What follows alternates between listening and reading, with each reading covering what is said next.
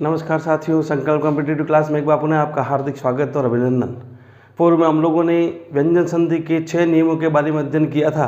आज हम लोग व्यंजन संधि के 7वें नियम के बारे में अध्ययन करेंगे और जो नियम चल रहे थे वह सारे के सारे नियम त से संबंधित थे। तो आज हम त से संबंधित ही 7वें नियम की तरफ चलते हैं और उस नियम के बारे में हम लोग थोड़ी बहुत अगर जानकारी प्राप्त करते हैं तो नियम इस प्रकार से रहेगा।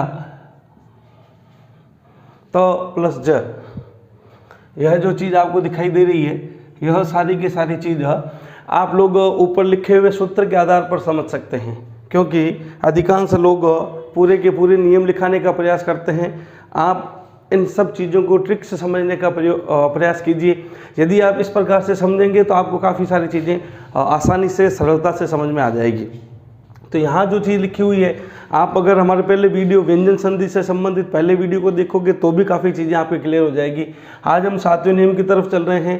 त के बाद यदि ज आ जाए, ज किसी भी रूप में आ सकता है, लेकिन त जो आएगा वो हलंत रूप में ही आएगा।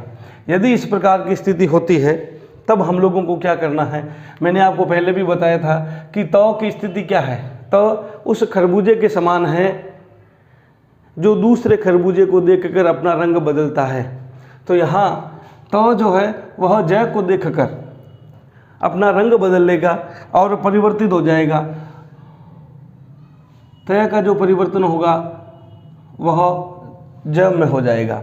तो इस प्रकार से केवल और केवल परिवर्तन एक में ही है। कुछ नियम ऐसे थे जिसमें दोनों ही बदलते थे, यानी प्रथम शब्द की अंतिम ध्वनि और द्वितीय शब्द की प्रथम ध्वनि दोनों में परिवर्तन होता था। लेकिन यहाँ ये नियम कुछ ऐसे हैं जिसमें केवल और केवल त में ही परिवर्तन होता है। इसीलिए एक त के जितने भी नियम थे उनको क्रमबद्ध तरीके से आपको दिया जा रहा है, ताकि आपके कभी कन्फ्यूज़न क्रिएट ना हो कि किस प्रकार का नियम कहाँ पर और कौन सा लागू होने वाला है। वो सारी की सारी चीज़ें हम लोगों ने आपको सीक्वेंस में दी है, तो उसी को आगे बढ़ा रहे हैं।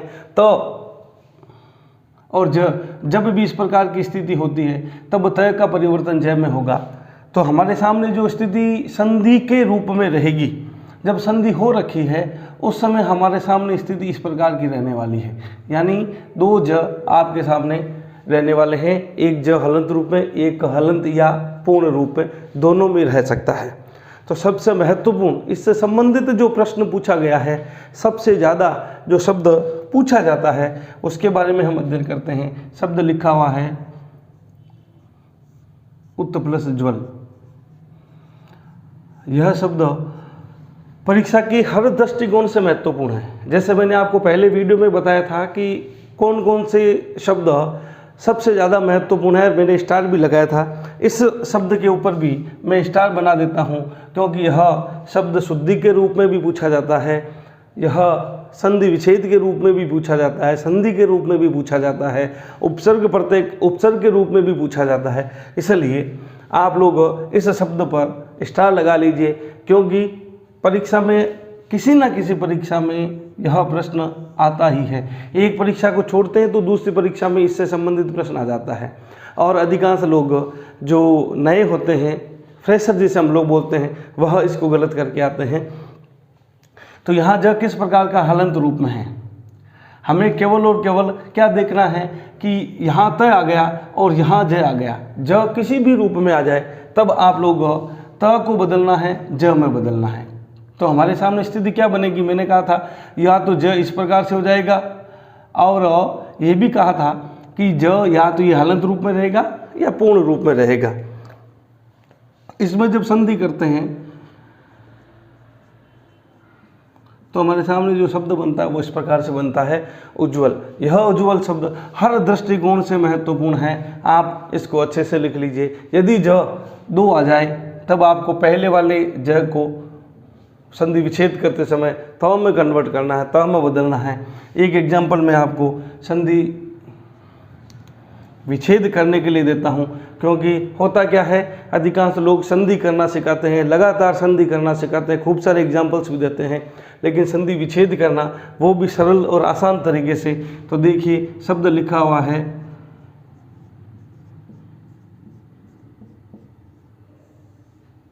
जगत जननी। अब आप लोग देखेंगे कि हम लोगों ने ये दो ज एक साथ कहाँ देखे थे, तो तय वाला जो नियम आपके ध्यान में आएगा, तब आप यहाँ दो ज देखेंगे। दो ज देखते ही आपके दिमाग में आएगा कि हम लोग पहले वाले ज को परिवर्तित करते हैं, किस में करते हैं, त में करते हैं।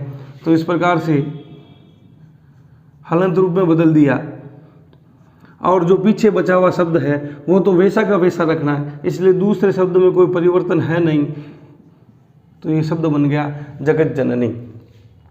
ऐसे ही शब्द लिखा हुआ है सज्जाति, ऐसे ही शब्द लिखा हुआ है सत प्लस जाति।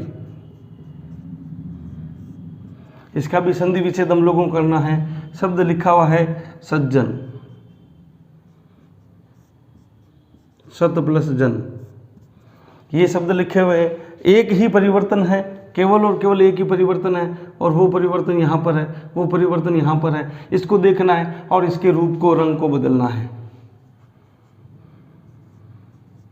शब्द हो जाएगा सज्जाति, शब्द हो जाएगा सज्जन। ऐसे ही मैं आपको संधि विच्छेद के लिए भी 2-3 एग्जाम्पल देता हूँ। आप यदि इन एग्जाम्पल्स को देखेंगे तो आप ये भी महसूस करेंगे कि यहाँ एग्जाम्पल्स भी खूब दिए जा रहे हैं, ताकि आप लोगों को चीज़ आसानी से, सरलता से समझ में आ जाए। शब्द लिखा हुआ है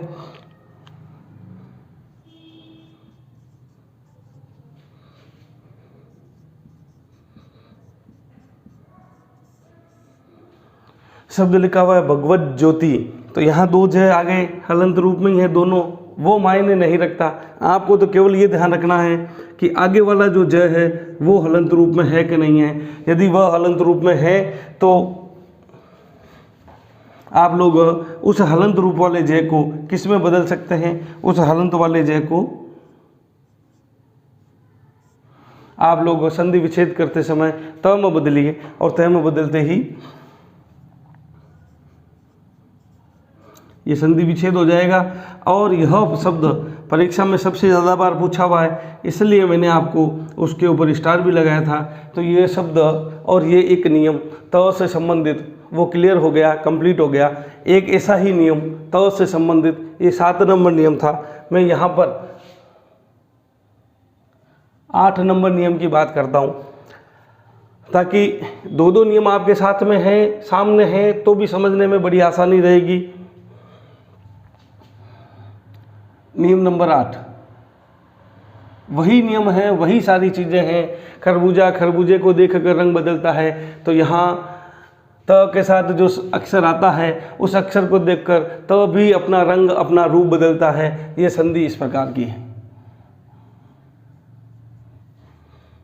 आप लोग यहाँ देखेंगे कि किस प्रकार से ऊपर एक मैंने सूत्र लिख रखा है, और उस सूत्र को यदि आप लोग देखते हैं, प्रथम शब्द की अंतिम ध्वनि, तो ये प्रथम शब्द है, इसकी अंतिम ध्वनि को आप देखते हैं। द्वितीय शब्द की प्रथम ध्वनि वो भी आप यहाँ पर देख सकते हैं। तो इस प्रकार से आप लोग संधि करना और संधि विच्छेद करना दोनों ही सीख सकते हैं। यहाँ चलिए हम लोग अपने 8वें नियम की तरफ चलते हैं। समय ज़्यादा बर्बाद नहीं करेंगे, हम लगातार कंटिन्यू ही इन चीज़ों का अध्ययन करवाएंगे। बीच में अनावश्यक बातों के लिए ना तो आपके पास समय है और ना ही हम लोग आपके समय को वेस्ट या बर्बाद करना चाहते हैं। तो देखिए, परिवर्तन क्या करना है, परिवर्तन इतना ही करना है कि त बदल जाएगा किस में, त बदल जाएगा किस में, ट में बदल जाएगा।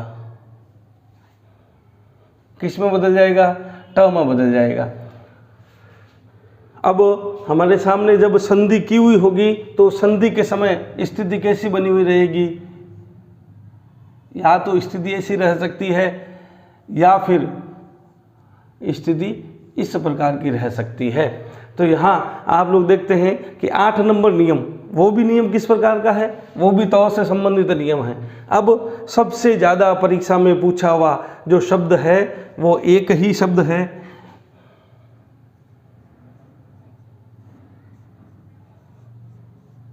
तत्व प्लस टीका। सबसे ज़्यादा बार पूछा हुआ प्रश्न, आप इसके ऊपर भी स्टार लगा सकते हैं। अब आप लोग देख सकते हैं कि हमने ये जो 2 नियम आपको एक साथ करवाए हैं, आप लोगों के लिए कितना फ़ायदेमंद हो जाएगा। परिवर्तन केवल इसी में करना है, त और त में परिवर्तन करना है, किस में करना है, ट में करना है। ये हलंत रूप में है तो ट भी हलंत रूप में आ जाएगा। दूसरे शब्द में किसी प्रकार का परिवर्तन नहीं होगा। तो इस प्रकार से शब्द बन गया तट्टिका। ऐसा ही कुछ हम संधि करते समय और संधि विच्छेद कैसे करते हैं, कैसा शब्द हमारे सामने आएगा। कई बार हमारे सामने इस प्रकार का शब्द आ जाता है। इस प्रकार का शब्द जब आता है तब हम संधि विच्छेद कैसे करें, मैंने आपको पहले ही बताया था पदेन रूप के बारे में। पदेन रूप चीज़ क्या है कि जिस अक्षर के नीचे हलंत का चिन्ह लगा रहता है, अर्थात जो अक्षर आधा होता है और उसके बाद उसके पदेन रूप में आने वाला कोई भी अक्षर हो तो वह उसके पदेन रूप में आ जाता है। तो यहाँ यदि हम लोग देखते हैं, यहाँ यदि हम लोग देखते हैं, मैं वापस लिखता हूँ एक बार इस शब्द को, तो ये जो चीज़ है वो ट है, वो हलंत रूप में था। अब इसके पीछे टीका शब्द, टीका शब्द को इस प्रकार से लिखा जा सकता है, इस शब्द को ऐसे भी लिखा जा सकता है। लेकिन क्या पता परीक्षा में इस प्रकार का यदि शब्द दे दे और हम लोग कंफ्यूज हो जाएं। लेकिन आपको ध्यान रखना है कि यह ट हलंत रूप में है और नीचे वाला ट पूरा है, यानी ये ई की मात्रा नीचे वाले ट के साथ आई है। तो आप लोग इसको देखकर इस प्रकार का महसूस करना, इस प्रकार का आभास आपके दिमाग में होना चाहिए। अब आपको यदि संधि विच्छेद करना है तो संधि विच्छेद करने में कहीं कोई समस्या नहीं होगी। संधि विच्छेद मत और पीछे टीका लिखा हुआ है तो मत प्लस टीका हो जाएगा और ये इसका संधि विच्छेद हो जाएगा। एक एग्जाम्पल और मैं आपको देता हूँ, बहुत टीका या बहुत टिप्पणी।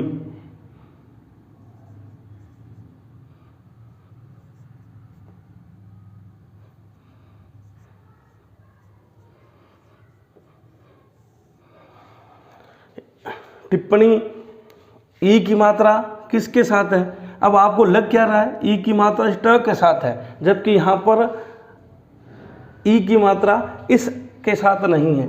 ई की मात्रा नीचे वाले अक्षर के साथ है, नीचे वाला जो ट है उसके साथ है। तब आप इसका संधि विच्छेद करते समय क्या करेंगे?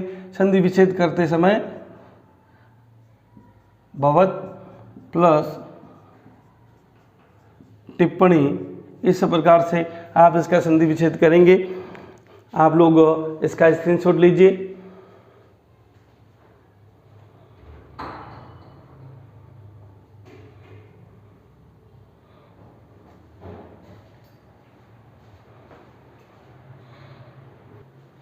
आप लोगों ने उनका स्क्रीनशॉट ले लिया होगा। अब हम लोग अपने 90 नियम की तरफ चलते हैं, वो भी त से संबंधित ही है और इनसे संबंधित जो भी शब्द महत्वपूर्ण होता है उसके ऊपर मैं आपको स्टार करके भी बता रहा हूँ ताकि आप लोग आसानी से उस शब्द पर विशेष तौर से ध्यान कर सकें। तो यहाँ पर भी वही चीज़ आपके सामने रखी गई है। परिवर्तन केवल और केवल एक में ही करना है, त में ही परिवर्तन करना है। यदि त के साथ ड आ जाए तब परिवर्तन त में ही करना है और त का जो परिवर्तन है वो भी हलंत रूप में ही है और परिवर्तन ड जो करते हैं वो भी हलंत रूप में है। इस बात का आपको ध्यान रखना है। और आपके सामने जो चीज़ संधि के समय आने वाली है वह इस प्रकार की आने वाली है, एक हलंत रूप में आएगा और एक पूरा आएगा। तो एग्जाम्पल जो सबसे ज़्यादा परीक्षा में पूछा गया आज तक, वह भी आप लोग देख सकते हैं।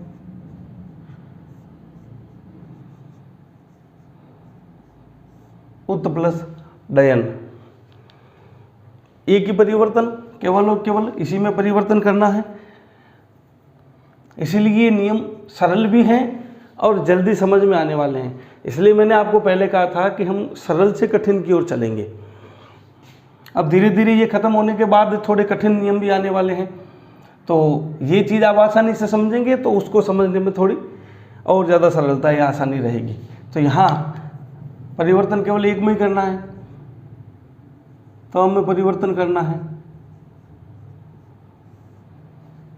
ऐसा ही एक शब्द यदि मैं आपको संधि के रूप में दे दूं और संधि विच्छेद आपको करने के लिए कह दूं,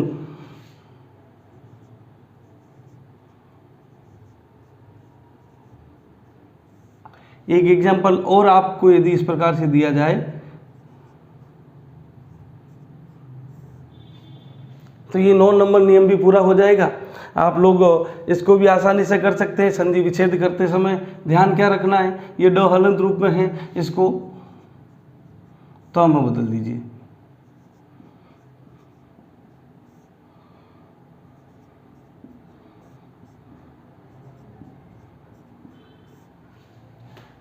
कई लोगों के कमेंट भी आते हैं कि ये जो उत वाला जो मामला चल रहा है, इस उत वाले मामले को हम उद के अंदर नहीं ले सकते क्या? ले सकते हैं, लेकिन ध्यान हमें ये रखना है कि अभी वर्तमान में माध्यमिक शिक्षा बोर्ड की जितनी भी पुस्तकें हैं उन पुस्तकों में अभी तक उत का ही चलन है, उद का चलन नहीं है। इसलिए आप इसे उत ही मानिए, उद नहीं माने, क्योंकि पूर्ण रूप से शिक्षाविद भी इसके ऊपर मौन है। तो आप लोग माध्यमिक शिक्षा बोर्ड जो हम प्रमाणिक पुस्तक के रूप में मानते हैं उसमें अभी उत ही चलता है, तो आप लोग उत को ही स्वीकार कीजिए। अगला जो 10वां नियम है वो यहाँ पास साथ में ही इस 10वें नियम को भी मैं यहाँ लिखता हूँ, क्योंकि एक जैसे नियम है, तरीका एक ही है, कोई परिवर्तन नहीं है। जब परिवर्तन नहीं है तो समझने में भी इसके लिए आसानी रहेगी। वही चीज़ है त के साथ ल आ जाए, वो चीज़ जो सबसे महत्वपूर्ण ऊपर लिखी हुई है, त के साथ ल आ जाए, तब आपको परिवर्तन केवल और केवल त में करना है, त में भी परिवर्तन करना है, वही ल को देख कर करना है। ये स्थिति हमारे सामने रहेगी। ये देखो, ये स्थिति यहाँ आपके सामने थी और संधि विच्छेद करते समय इस प्रकार की हो गई। वैसे ही यहाँ पर संधि के रूप में कैसा रहेगा, संधि विच्छेद के रूप में कैसा रहेगा, एग्जाम्पल देखिए।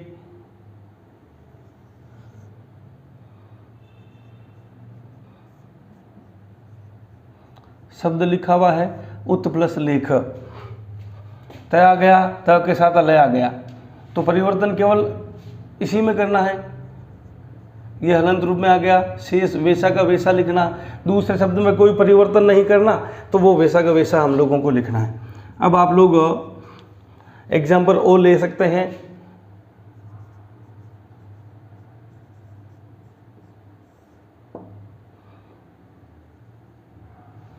शब्द दिया हुआ है उल्लंघन, शब्द दिया हुआ है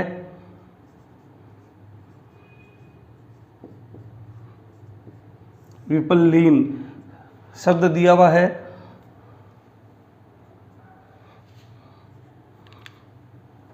उल्लास।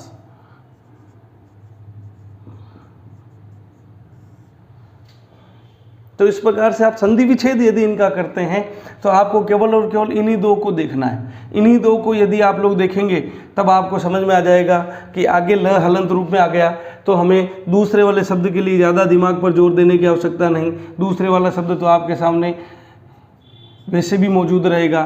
पीछे लिखा हुआ लंघन, तो आप यहाँ इस लंघन शब्द को लिख सकते हैं, दूसरा शब्द मिल गया। यहाँ लीन शब्द को लिख सकते हैं और यहाँ लाश शब्द को लिख सकते हैं। आगे शब्द की बात करते हैं तो मैंने आपको कहा था कि यदि यहाँ पर ल हलंत रूप में है तो संधि विच्छेद करते समय वापस त को लेकर आ जाइए। इतना सा परिवर्तन आप लोगों को करना है और आपके 10 नियम बड़ी सरलता से, बड़ी आसानी से पूर्ण हो जाएंगे। आप लोग इसका स्क्रीनशॉट लीजिए।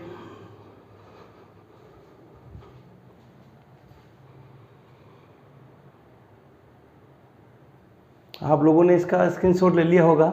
अब हम लोग अपने 11वें नियम की तरफ चलते हैं और त के जितने भी नियम थे वो सारे के सारे मैंने आपको समझाने का पूर्ण रूप से प्रयास किया। एक व्यवस्थित तरीके से मैंने त के जितने भी नियम थे वे आपके सामने रखे। अब हम लोग नए जो नियम आने वाले हैं उन नए नियमों को तुलनात्मक अध्ययन के रूप में सीखेंगे और समझेंगे। तो यहाँ पर आप लोग देख सकते हैं 11वां जो नियम है, 11 नंबर नियम क्या कहता है कि स्वर के बाद यदि छ आ जाए, स्वर कोई सा भी हो उसके बाद यदि छ आ जाए तब संधि करते समय च का आगमन करना है, परिवर्तन केवल एक ही करना है। अब जब आप परिवर्तन इस प्रकार से करेंगे तो आपके सामने जो स्थिति आने वाली है वह पुनः एक बार इस प्रकार की आने वाली है। ऐसी स्थिति आपने पूर्व में भी देखी है। यही चीज़ सीखने और समझने की है, तुलना यही होती है, कंपेयर यही होता है। यहाँ ये क्या कहता है कि ये जो स्थिति संधि में होने वाली है वह पहले भी नियम, मैंने जो नियम लिखाए थे उस नियम में एक तो 4 नंबर जो नियम था, नियम नंबर 4 को आप वापस देखेंगे और नियम नंबर 6 को देखेंगे तब आपको लगेगा कि इस प्रकार की स्थिति उस नियम में भी बन रही थी। लेकिन 4 और 6 के बारे में तो मैंने आपको पहले वीडियो में बता दिया था कि किस प्रकार से हम लोगों को शब्द को समझना है। यहाँ पर भी ऐसा ही मैं आपको समझाने का प्रयास करूँगा। तो यहाँ हम लोग देखते हैं V+छेद लिखा हुआ है। कुछ हमें शब्द की समझ और शब्द की जानकारी भी होनी चाहिए। मैंने अभी 11 नंबर नियम के बारे में कहा कि सबसे पहले तो क्या होगा, प्रथम शब्द की अंतिम ध्वनि के रूप में कौन आएगा, स्वर आएगा।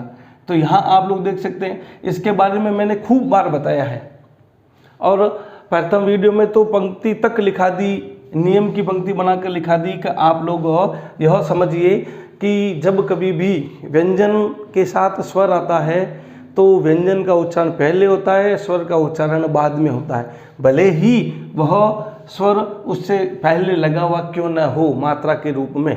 ये चीज़ मैंने आपको समझाई थी। तो यहाँ देख सकते हैं कि यहाँ ई की ध्वनि आ रही है अंतिम रूप में। उसके बाद यहाँ पर भी आप देखेंगे, ये सबसे ज़्यादा कन्फ्यूज करने वाला शब्द है। ऐसे शब्द आप लोगों को कन्फ्यूज कर सकते हैं, आप लोग इससे भ्रमित हो सकते हैं। आपको ध्यान रखना है, जो पंक्ति मैंने बताई थी उस पंक्ति को पुनः एक बार दोहरान करता हूँ कि जब कभी भी व्यंजन के साथ स्वर मिला हो तो स्वर हो तो क्या होगा, स्वर का उच्चारण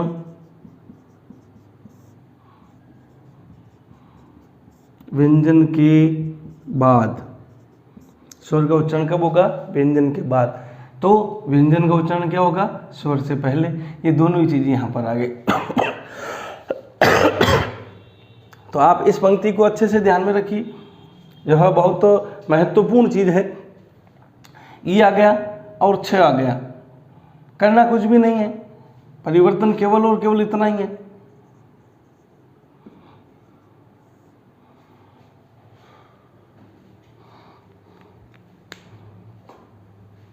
परिवर्तन च को लाना है, च का आगमन करना है और आपको कुछ भी नहीं करना। शब्द लिखा हुआ है परि प्लस छेद, ये भी स्थिति वैसी बन रही है। ई की मात्रा आ गई और छ आ गया।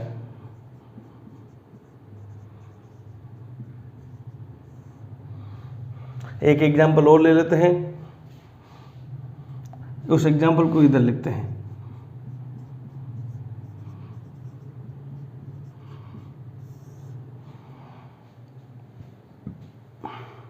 अब क्या हो गया, छ और छ आ गए। परीक्षा में एग्जाम्पल आपको विकल्प के रूप में क्या देखा, प्लस छाया, नंबर 2 प्रत प्लस छाया, नंबर 3 प्रति प्लस छाया, नंबर 4 प्रति प्लस छाया। एक 5वां विकल्प मैं और बना देता हूँ कि कई बार ऐसा भी लिखा हुआ आ सकता है, प्रत प्लस छाया। अब इस का संधि विच्छेद आपको करना है। परीक्षा में आपको ये प्रश्न दे दिया प्रतिछाया, अब आपको संधि विच्छेद करना है। मैंने आपके सामने 5 विकल्प रखे हैं, परीक्षाओं में तो 4 ही रखते हैं, मैंने आपके सामने 5 विकल्प रख दिए। हालांकि इस विकल्प का ज़्यादा कोई महत्व नहीं है, लेकिन फिर भी कई बार परीक्षाओं में ऐसा आ जाता है। अब आपके सामने 3 नियम घूमेंगे। 3 नियम कौन कौन से घूमेंगे? नियम नंबर 4, नियम नंबर 6, नियम नंबर 11, ये तीनों नियम घूमेंगे। अब तीनों नियम घूमेंगे तो हम लोगों को यहाँ कौन सा नियम अप्लाई करना है, कौन सा नियम लगाना है, तब आपको शब्द की समझ और शब्द की जानकारी होनी चाहिए। ये क्या कहता है? सबसे पहले आपको क्या देखना है? आप मान लीजिए नियम नंबर 4 लगाना चाहते हैं। कंपेयर करना सिखा रहा हूँ कि किस प्रकार से हमें परीक्षा में उत्तर ढूंढना है, किस प्रकार से हम लोगों को कंपेयर करना है, किसी नियम को किस प्रकार से लगाना है, वह चीज़ मैं आज आपको समझा रहा हूँ। यदि आप नियम नंबर 4 लगाते हैं, मेरे हिसाब से जो नियम नंबर 4 है, मेरे जो वीडियो बने हुए हैं उन वीडियो के अकॉर्डिंग नियम नंबर 4 है, मैं उसकी बात कर रहा हूँ। वो नियम क्या कहता है? तो और श, यदि प्रथम शब्द की अंतिम ध्वनि त हो और द्वितीय शब्द की प्रथम ध्वनि श हो, तो आप इसको देखिए त और श, तो यहाँ त और श लग रहा है। ये चीज़ चौथा नियम इसमें आपको दिखाई दे रहा है, लेकिन क्या यह शब्द आपने कभी सुना है क्या? यदि आपने ये शब्द सुना नहीं है, इसका मतलब चौथा नियम यहाँ लागू नहीं होगा। छठा नियम क्या कहता है? छठा नियम कहता है नियम नंबर 6। ये क्या कहता है? ये चीज़ आपको अच्छे से समझना है। नियम नंबर 6 क्या कहता है? यदि त के बाद 6 आ जाए, त के बाद 6 आ जाए, ये यहाँ पर नियम नंबर 6 की बात कर रहा हूँ, त के बाद 6 आ जाए, तो क्या ये शब्द आपने कभी सुना है क्या? जब आपने ये शब्द सुना ही नहीं तो आप यहाँ इन नियमों को अप्लाई नहीं कर सकते। ये थोड़ी सी बारीकी आप लोगों को समझनी पड़ेगी। यह चीज़ सबसे महत्वपूर्ण चीज़ है, इसलिए मैंने आपको तुलना करने के लिए ये चीज़ आपको बताई है कि आपको वो सारे नियमों के एग्जाम्पल्स या विकल्प के रूप में दिए हुए रहेंगे, लेकिन सही विकल्प कौन सा उसका चयन करना सबसे महत्वपूर्ण है। तो ये चीज़ ही मैं आपको समझा रहा हूँ यहाँ। सॉरी, यह 4 नंबर नियम इस प्रकार का है, ये यहाँ पर लागू है। 6 नंबर ये यहाँ आपको दिखाई दे रहा है। इसके अलावा और कुछ भी नियम आपको दिखाई नहीं दे रहा है। ये कोई नियम भी नहीं है ई के बाद श आ जाए, ये कोई भी नियम नहीं है, और इसमें तो किसी प्रकार का कोई नियम लागू भी नहीं हो रहा है। तो जब ये सारे के सारे कट गए तो बाद में बचा कौन? अंत में आपके सामने ये 3 नंबर विकल्प जो है वो बचता है। इस प्रकार से कंपेयर करके हम लोग अपने उत्तर को सरलता से ढूंढ सकते हैं। ये नियम सारे के सारे आप लोग अगर वीडियो हमारा देखते हैं, पूरा देखते हैं, तो मैं समझता हूँ कि कहीं भी कोई भी प्रश्न संधि के संबंध में गलत होने की गुंजाइश नहीं है। यहाँ पर 4, 6 और 11 नंबर नियम, सारे नियम आपके सामने हैं, लेकिन हमें कुछ शब्द की जानकारी होगी तो हम उस नियम को अप्लाई करेंगे। यदि शब्द की जानकारी नहीं है तो आप उस नियम को अप्लाई नहीं कर सकते, गलत होने की गुंजाइश रहती है। तो आप कुछ अपना शब्दकोश भी बनाने में लगी। और शब्दकोश कब बढ़ेगा? जब हम हमारे सारी वीडियो को पूरा देखने का प्रयास करेंगे और एक एक शब्द की तरफ आपका ध्यान जाएगा। इस प्रकार से विकल्प आपके सामने रहते हैं और उस विकल्प के अनुसार आप लोगों को उत्तर देना होता है। तो आप ना तो यहाँ 4 नंबर नियम लगा सकते हैं और ना ही 6 नंबर आप यहाँ नियम लगा सकते हैं। नियम एक ही लगता है कि च से पहले, अब इसको सरल करते हैं। च से पहले कौन आ गया? च से ठीक पहले वाला जो शब्द में है, या च से ठीक पहले उच्चारण ई का आ रहा, मतलब स्वर का उच्चारण आ रहा है, इसका मतलब संधि विच्छेद करते समय केवल इसी को हटाना है। तो हमारा संधि विच्छेद हो जाएगा प्रति प्लस छाया। ये कंपेयर करना आज के कंपटीशन में सबसे ज़्यादा महत्वपूर्ण है। क्यों महत्वपूर्ण है? क्योंकि एक एक चीज़ के बारे में बारीकी से नॉलेज तभी बढ़ेगा जब आपके दिमाग में कंपेयर करने की स्थिति बनेगी, तुलना करने का, तुलनात्मक अध्ययन करने की स्थिति बनेगी, तभी आप ऐसा कर सकते हैं। मैं आपको कुछ एग्जांपल्स और देता हूँ। शब्द लिखा हुआ है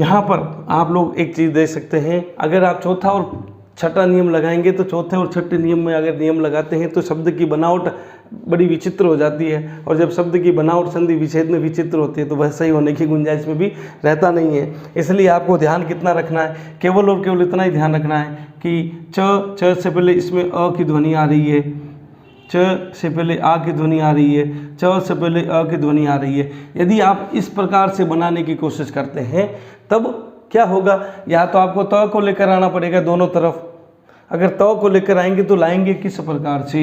यहाँ आप लोग यदि इनको लगाने की कोशिश करते हैं तो आपके दिमाग में भी, आप एग्जाम्पल के तौर पर रफ कॉपी में अगर इसका इन नियमों को लगा के देखने का प्रयास भी करते हैं, जैसे मैंने अभी आपको एक एग्जाम्पल के माध्यम से उसी चीज़ को समझाने का, दिखाने का प्रयास किया था, तो आप कहेंगे कि यहाँ किसी प्रकार का कोई भी चौथा और छठा नियम लागू नहीं होता। यहाँ केवल और केवल संधि विच्छेद करते समय मूल शब्द जो बनते हैं, छत्र प्लस छाया, आ प्लस छादन और अंग प्लस छेदन। अब मैं एक एग्जाम्पल के माध्यम से फिर इन तीनों का कंपेयर करता हूं और फिर हम नए नियम की तरफ चलते हैं। मान लीजिए मैंने आपके सामने एक शब्द रख दिया, वृक्ष छाया। 4 विकल्प रखूंगा मैं आपके सामने। विकल्प नंबर 1 वृक्षत प्लस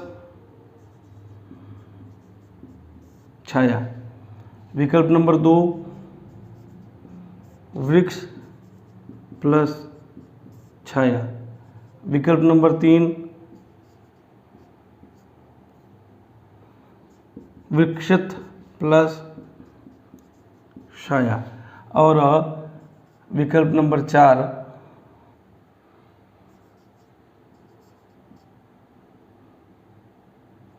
वृक्ष प्लस छाया। विकल्प नंबर 4 वृक्ष प्लस छाया। ये 4 विकल्प आपको परीक्षा में दिए रहेंगे। अब इनमें से किसी एक को लगाना है। अब आपके सामने अभी तो मैंने सब चीज़ें रख रखी है, नियम नंबर 4 भी रख रखा है, 6 भी रख रखा है, नियम नंबर 11 भी रख रखा है। अब आप करेंगे कैसे इसका समाधान? अब आप समाधान करेंगे तो सबसे पहले इन शब्दों को देखिए। क्या आपने कभी वृक्षत नाम का शब्द सुना है क्या? जब आपने वृक्षत नाम का शब्द सुना ही नहीं तो यहाँ त के आने की तो संभावना है ही नहीं। त के आने की संभावना नहीं है, इसका मतलब चौथा और छठा नियम तो वैसे ही गलत हो गया। तो ये विकल्प और ये विकल्प, दोनों ही विकल्प खत्म हो गए। वृक्ष हलंत रूप में वैसा नियम मैंने अभी तक सिखाया नहीं। 11 नियमों में एक भी नियम इस प्रकार का नहीं है कि ये स्थिति बन जाए। तो चौथा नियम भी आपके सामने नहीं है। तो बचा कौन सा? विकल्प नंबर 2 आपके सामने बचता है। यही इसका उत्तर है। आप यहाँ नियम, इसलिए मैंने यहाँ नियम लिखे हैं। चौथा भी लिखा है, छठा भी लिखा है, 11वां भी लिखा है। कंपेयर करना इसे ही कहते हैं। मैंने आपको पहले ही कहा कि मेरा जो अध्ययन होगा, आपके अध्यापन जो कार्य होगा वह कंपेरेटिव होगा, ताकि आपके सामने कोई भी प्रॉब्लम्स क्रिएट ना हो। देखिए किस प्रकार से आप लोग विकल्प को आसानी से ढूंढ सकते हैं। चलिए आप लोग इसका स्क्रीनशॉट लीजिए। यदि कोई बात समझ में नहीं आती है तो निश्चित तौर पर आप कमेंट बॉक्स में लिखिए, ताकि हम लोग और सरलता से उसको समझाने का प्रयास कर सकते हैं। अभी तक मैं समझता हूँ कि मैंने आपके सामने जो भी चीज़ रखी है बिल्कुल विस्तार से रखी है, ताकि आपके दिमाग में किसी प्रकार की कोई भी शंका न रहे। आप लोग इसका स्क्रीनशॉट लीजिए, फिर हम आगे नियमों की तरफ चलते हैं। आप लोगों ने स्क्रीनशॉट ले लिया होगा। अब हम आज के जो अंतिम नियम हैं 12 और 13, उसके बारे में अध्ययन करेंगे। वो भी कंपेरेटिव अध्ययन करेंगे। दोनों ही नियम आपके सामने लिखे हुए हैं। 12 नंबर नियम क्या कहता है, पहले हम इसकी बात करेंगे, उसके बाद इस 13 नंबर नियम जो है उसकी बात करेंगे। इनका प्रयोग किस प्रकार से होता है, परीक्षा में कई बार किस प्रकार के प्रश्न पूछे जाते हैं। और मैंने आपको कहा था सरल से कठिन की ओर चल रहे हैं, तो अब धीरे धीरे जो कठिन नियम हैं वो भी आने लग गए हैं। लेकिन वो कठिन कब बनते हैं? वो कठिन बनेंगे शब्द के अनुसार कठिन बनेंगे, वैसे कठिन नहीं है। तो चलिए हम लोग इस 12 नंबर जो नियम है इसके बारे में अध्ययन करते हैं। 12 नंबर नियम क्या कहता है, यदि प्रथम शब्द की अंतिम ध्वनि के रूप में ई या ऊ आ जाए और उसके बाद श आ जाए, स सड़क वाला जिसे हम कहते हैं, तब परिवर्तन किस को करना है, इस श को परिवर्तन करना है, इस श को परिवर्तन इस श में करना है, यानी ये इसमें कन्वर्ट हो जाएगा। एग्जाम्पल भी बड़ा सरल एग्जाम्पल है। अभी प्लस शेख, प्रथम शब्द की अंतिम ध्वनि के रूप में कौन आ गया, अंतिम ध्वनि के रूप में आप लोग कहेंगे ई आ गया और उसके बाद कौन आ गया, श आ गया। यदि इस प्रकार की स्थिति होती है, ई के बाद, ये देखो ये आपको दिखाई दे रहा है, ई के बाद यदि श आ जाए तो स को ही बदलना है और कोई परिवर्तन नहीं करना है, केवल स में परिवर्तन करना है। तो किस प्रकार से हम लोग इसका परिवर्तन करते हैं, तो परिवर्तन होगा अभिषेक, इतना सा परिवर्तन आपको करना है और कोई भी परिवर्तन यहाँ नहीं होगा। अब इस नियम को संधि विच्छेद के रूप में समझे कैसे, संधि विच्छेद के रूप में समझने के लिए आप लोगों को इस शब्द को समझना पड़ेगा। शब्द लिखा हुआ है सुषमा, पूर्व विदेश मंत्री। आप इस नियम को कैसे ध्यान रख सकते हैं, अभिषेक बच्चन के रूप में भी इस नियम को ध्यान रख सकते हैं। विदेश मंत्री सुषमा स्वराज जो थी, उस सुषमा शब्द के अनुसार भी आप लोग इस नियम को ध्यान रख सकते हैं। इसके अलावा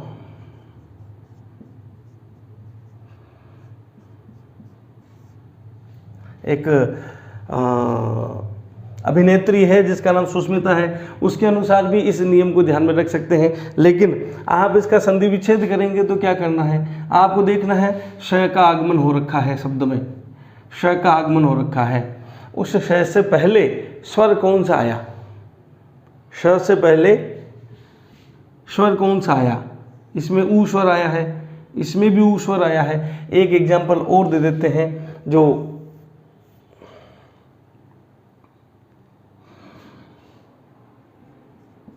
ई को दर्शाने वाला है।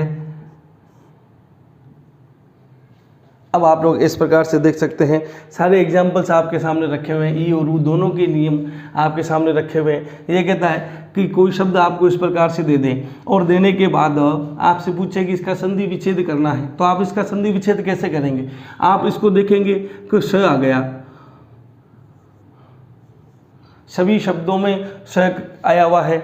अब इस स से पहले स्वर कौन सा आ गया, यदि इस नियम के अनुसार स्वर आते हैं ई और ऊ, तब आपको क्या करना है, केवल उस स में परिवर्तन करना है और किसी में परिवर्तन नहीं करना। सु, संधि विच्छेद कैसे करेंगे, पहला शब्द ये बन जाएगा और बाद में कौन बचा, ये श आया है, इस श को वापस संधि विच्छेद करते समय इस श में कन्वर्ट कर दीजिए। संधि विच्छेद करेंगे तो वापस इस प्रकार से आपको लाना पड़ेगा। यहाँ भी इसी प्रकार की स्थिति होगी, शु शब्द आ जाएगा, फिर ये श है तो बचा पीछे स्मिता, ऐसा ही यहाँ हो जाएगा, ये नी लिखा होगा और श ये दिया हुआ है। तो इस प्रकार से आप लोग इस नियम में यह चीज़ लागू कर सकते हैं। ऐसा ही नियम नंबर 13 है। उस 13 नंबर नियम को देखना, ये भी बहुत महत्वपूर्ण नियम है, परीक्षा की दृष्टिकोण से भी महत्वपूर्ण है, क्योंकि इसमें एक चीज़ आपको समझाने वाला हूँ कि आप लोग जब आगे विसर्ग संधि को पढ़ेंगे तब आपके सामने एक चीज़ आएगी, वो मैं यहाँ आज संक्षिप्त रूप में बता देता हूँ कि हमेशा ध्यान रखना। पहले भी मैंने बता रखी है, जब वर्ण विचार पढ़े थे तो वर्ण विचार में वो सारी चीज़ें बताई थी, आज फिर उनका मैं दोहरान करता हूँ। ये क्या कहता है, च, ट और त, इन वर्गों के साथ, ये जो वर्ग हैं इन वर्गों के साथ श फिक्स हैं, वही श आएंगे। जैसे च वर्ग है तो इस च वर्ग के साथ इसी श का तालमेल बैठता है। ये एक दूसरे के बेस्ट फ्रेंड हो सकते हैं, ये सगे भाई कह सकते हैं, क्योंकि इनका उच्चारण स्थान एक ही है, इसलिए ये साथ में बैठते हैं। ट के साथ हमेशा इस श का मेल रहता है और त के साथ हमेशा इस श का मेल रहता है, क्योंकि इनका उच्चारण स्थान एक ही है, इसलिए यह इनके साथ ही मेल करते हैं। तो ये नियम इसी चीज़ को दर्शाता है, ये नियम इसी बात को दर्शाता है। ये चीज़ आपको आएगी तो ये नियम बड़ी आसानी से आ जाएगा। ये कहता है, एक आपको शब्द देता हूँ तब आप कहेंगे हाँ ये नियम हमें कुछ कुछ समझ में आ गया। शब्द लिखा हुआ है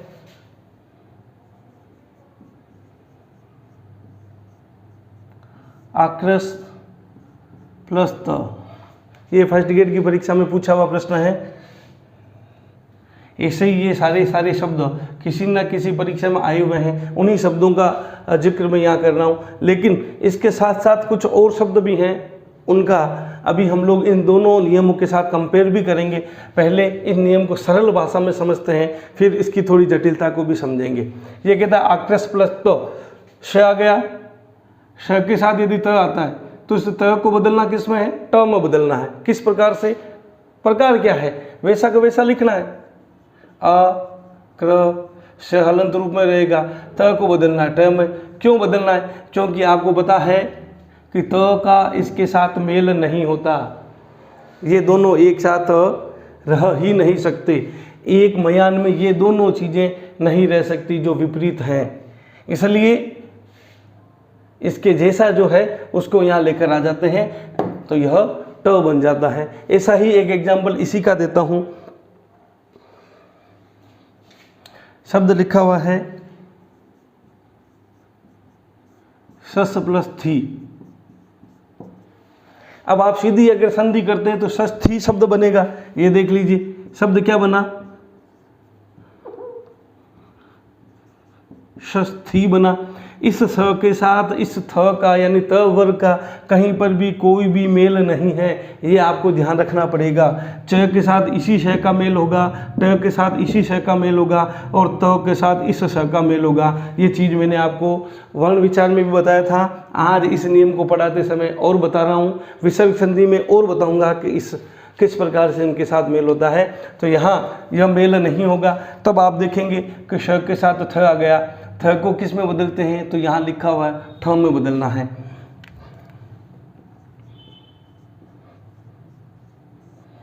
ये इसका संधि हो गया। अब मान लीजिए आपके सामने ऐसा कुछ लिखा हुआ आ जाए, तुष्ट लिखा हुआ आ जाए। मान लीजिए आपके सामने लिखा हुआ आ जाए षष्ठ लिखा हुआ आ जाए और आपको कहा जाए कि आपको संधि विच्छेद करना है और एग्जाम्पल दिया हुआ रह जाए, मान लीजिए उत्कृष्ट। आपके सामने एग्जाम्पल, ये सारे एग्जाम्पल वही हैं जो किसी न किसी परीक्षा में पूछे हुए हैं। अब आप लोग देखेंगे इसका संधि विच्छेद करना है तो जनरली क्या होता है, जनरली हम लोग ऐसे शब्दों को देखते तो हमारे दिमाग में नियम नहीं चलते। ये नियम बहुत कम लोग ही बताएंगे, इसलिए मैंने आपके सामने ये रखा है, क्योंकि फर्स्ट ग्रेड में इसके संबंध में परीक्षा में प्रश्न आ चुका है। तब आपको संधि विच्छेद करना है। श और ट दोनों साथ में आ गए तो संधि विच्छेद करते समय तुष्ट तो वैसे ही रखना है, इस ट को त में बदल देना है। इतना सा काम करना है। परिवर्तन केवल एक ही हो रहा है, एक इसका परिवर्तन इधर हो जाएगा और इसका परिवर्तन इसके साथ हो जाएगा। यहाँ देखिए लिखना तो वही है, ठ की जगह थ कर देना है संधि विच्छेद करते समय। यहाँ पर भी इसी प्रकार से करना है, उत्कृष्ट हो जाएगा और फिर ट की जगह त हो जाएगा। तो ये तो जो चीज़ मैंने आपको बताई है, यह चीज़ इस प्रकार की है कि आप लोग आसानी से इसको समझ सकें। यह महत्वपूर्ण है, ये सारे के सारे इम्पोर्टेंट हैं। ये नियम भी महत्वपूर्ण है क्योंकि इस नियम को बहुत कम लोग बताते हैं।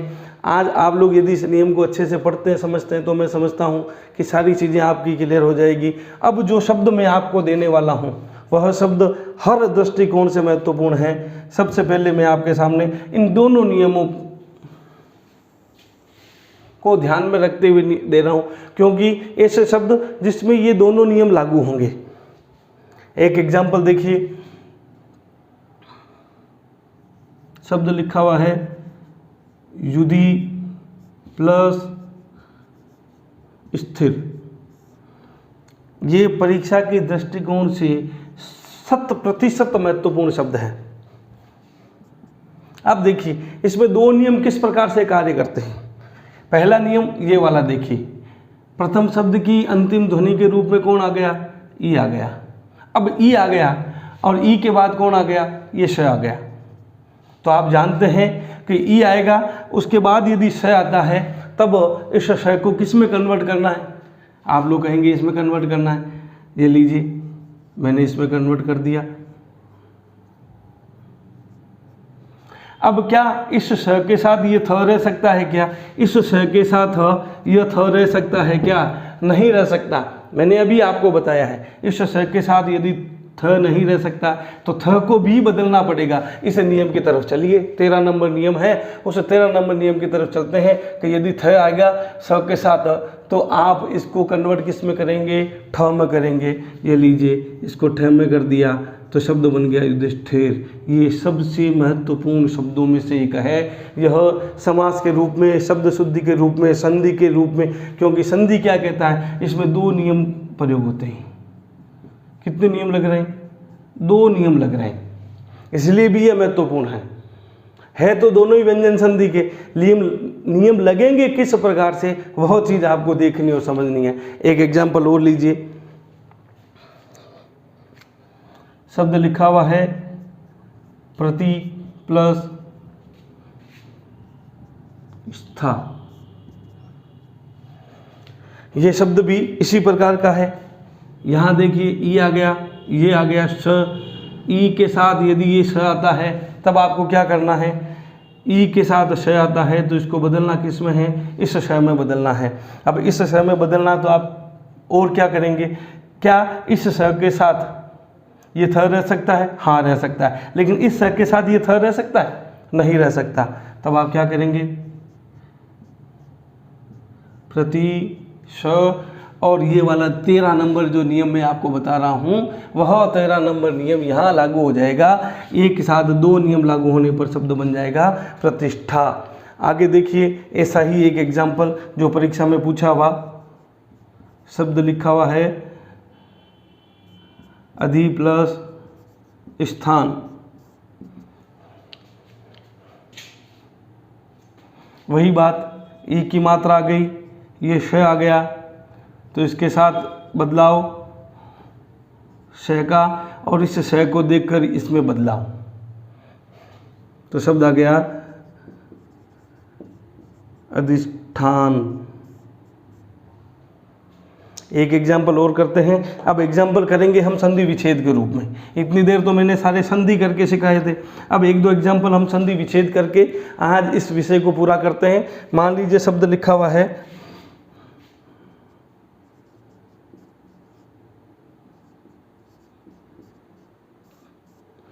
अनुष्ठान, शब्द लिखा हुआ है, ध्यान से सुनना और समझना, बहुत गजब की चीज़ है। श से पहले ऊ की मात्रा आ गई, श से पहले ऊ की मात्रा आ गई, संधि विच्छेद करना है तो इस श को लेकर आना है।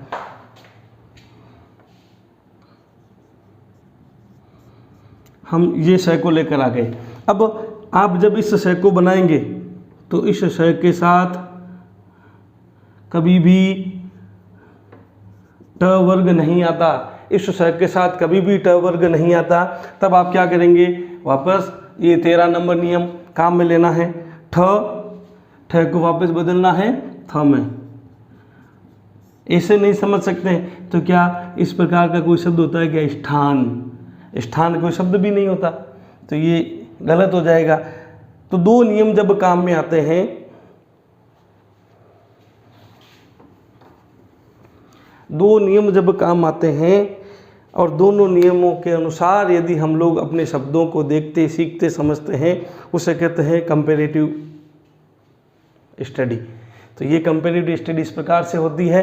मैंने आपके सामने सारे नियम रखे हैं और इन नियमों को किस प्रकार से प्रयोग में लिया जाता है, किस प्रकार से दो नियमों का प्रयोग एक शब्द में हो सकता है, किस संधि का प्रयोग किस शब्द के साथ होता है, उन सबको समझाया है मैंने। आज आपको लगभग 13 तक समझा दिए। अब शेष जो बचे हुए हैं हम अगले वीडियो में पढ़ेंगे। जय हिंद, जय भारत।